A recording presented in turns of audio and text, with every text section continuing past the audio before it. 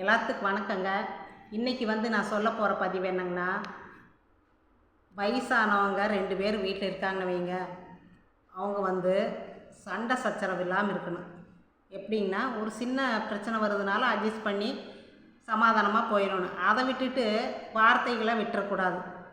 அதனால் இன்றைக்கி ஒரு ஐயா ஒரு அம்மா பக்கத்தில் இருக்காங்க. அவங்க 2 பேர் என்ன பண்ணாங்க, ஒரு சின்ன வார்த்தை விட்டாங்க. நீ எப்போ பார்த்தாலும் முன்னால் என்ற முன்னாலேயே நிற்காதப்போ அப்படிங்கிறாரு. அதனால் இன்றைக்கி என்ன பண்ணுச்சு, அந்த அம்மா நிஜமாகவே போயிட்டாங்க. அவங்க ஊருக்கு போகிறேன்னு போயிட்டாங்க. எப்படின்னா, அந்த அம்மா சின்ன சண்டை வர்றதா இருந்தாலும் இந்த ஐயா என்ன பண்ணுறது, உனக்கு ப்ரெஷர் இருக்குது, சுகர் இருக்குது, நீ அதனால தான் டென்ஷன் ஆகிற அப்படின்னு அடிக்கடி பேசிகிட்டு இருந்திருக்காரு. அந்த அம்மாவுக்கு சுகரும் இல்லை, ப்ரெஷரும் இல்லை. ஆனால் அடிக்கடி இந்த ஐயா பேசுகிறதுனால சுகர் ப்ரெஷர் உங்களாலேயே வந்துருமாட்டிருக்குது, அதனால் நான் ஊருக்கு போகிறேன்னு போயிட்டாங்க.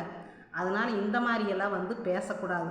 அந்த அம்மா எப்படின்னா, ஏதோ சின்ன சங்கடத்தில் இருக்கிறாங்க.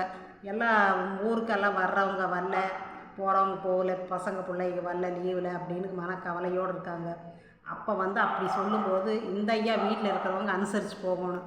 அது இல்லாமல் அந்த அம்மாவை டென்ஷன் பண்ணி இன்றைக்கி வீட்டை விட்டு ஓட வச்சுட்டாரு. அந்த அம்மா இப்போ தான் எனக்கு ஃபோன் பண்ணாங்க. காலையிலேருந்து நான் இந்த சங்கடத்தினால வீடியோ போடவும் கூட என்னால் முடியல. என்ன பண்ணுறதுன்னு இவ்வளோ நேரம் பார்த்துட்டு இப்போ தான் வீடியோ போட்டிருக்கேங்க. நன்றி, வணக்கம்.